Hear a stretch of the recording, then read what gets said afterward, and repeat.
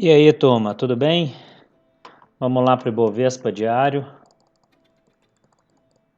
Tivemos um candle não muito bonito hoje. Isso aqui significa que o mercado subiu e caiu, tá? Se você analisar ele friamente, ele é um candle que gera uma intenção baixista no mercado, tá?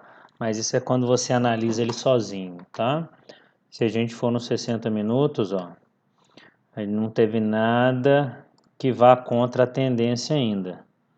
Tá? Nós formamos um topo acima do topo anterior, segue alta.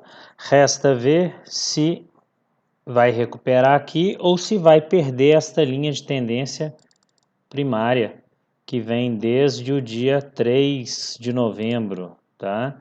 Já quase um mês de tendência de alta essa primária. Se perder, nós temos essa secundária, e aí se perder também, nós vamos começar a calcular o ponto onde o mercado pode parar para voltar a subir.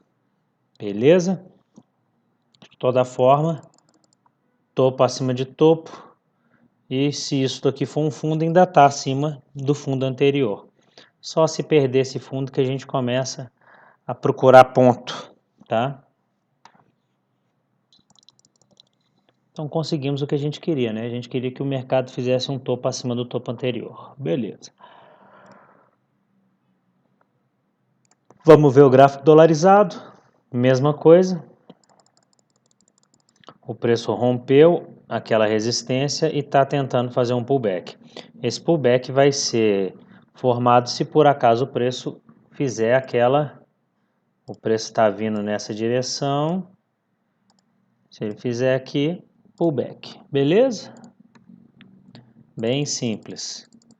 Em cima da resistência mais forte, que agora está tentando se tornar um suporte desde a época do Covid, tá? Vamos ver se a gente consegue desenhar alguma tendência aqui. Talvez essa, né? Talvez essa. Vamos deixar para ver segunda-feira o que vai acontecer. Vamos tirar do dolarizado. Bovespa normal. Vamos ver o índice futuro.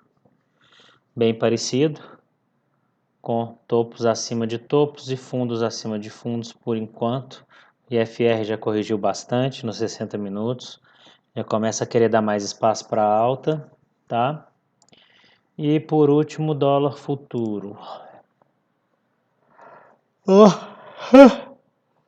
Que legal. Vamos lá, ó. A gente consegue ver que o dólar fez um topo aqui, tá? E este topo está acima deste topo, mas esse fundo abaixo deste fundo. Então o preço, por enquanto, está numa congestão, porque a gente não tem nem os... Porque para subir, gente, esse é um detalhe que talvez eu nunca tinha falado. Se a gente falar isso aqui como um fundo, beleza, nós estamos dois topos ascendentes e dois fundos ascendentes. Porra, isso aqui é pivô de alta.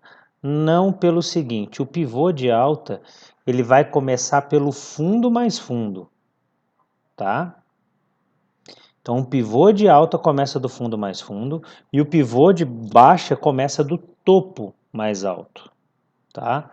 Então esse aqui é o fundo mais fundo, tá? Então o pivô se iniciaria aqui. Então para a gente falar que fez um pivô de alta, não adianta só romper a máxima do topo anterior, porque o fundo anterior ainda está acima desse fundo.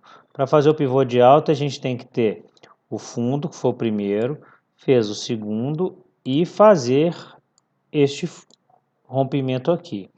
No momento, como a gente não tem essa delimitação, nós estamos ainda numa confusão, onde a gente tem este fundo aqui atrapalhando, até porque esse fundo não é o fundo que vai formar o pivô, é o rompimento lá na frente, após esse primeiro fundo. Isso aqui é uma congestão, tem muita gente que opera isso desse jeito, ó. Passa uma reta no topo, passa uma reta aqui embaixo, tá? E o cara opera este rompimento para cima ou para baixo. Rompeu para cima, ele compra. Rompeu para baixo, ele vende, tá? E o alvo desta operação é tentar repetir o Fibonacci do movimento todo. Então, se fosse para cima, tentar levar até 5,45. Se fosse para baixo, tentar vender só em 5,21, tá? Repare que se vier para baixo, o alvo do curto prazo já rompe o suporte de prazo mais longo.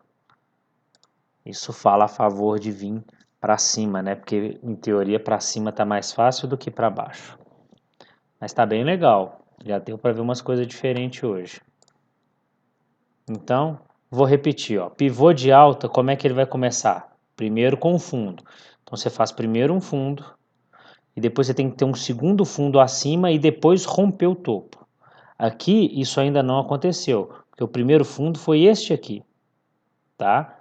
Então aí nós tivemos um topo, um segundo fundo e agora tem que romper esse. Enquanto isso não acontece, nós estamos na congestão.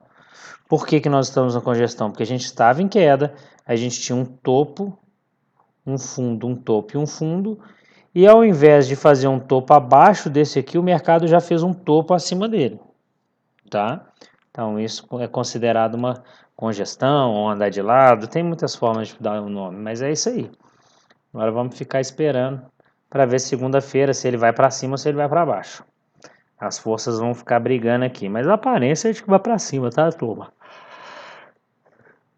Ele tá com os fundos muito bem desenhadinhos. Beleza? Então vamos guardar a segunda. Vamos ver o que vai acontecer com o nosso índice. Valeu, turma. Um abraço.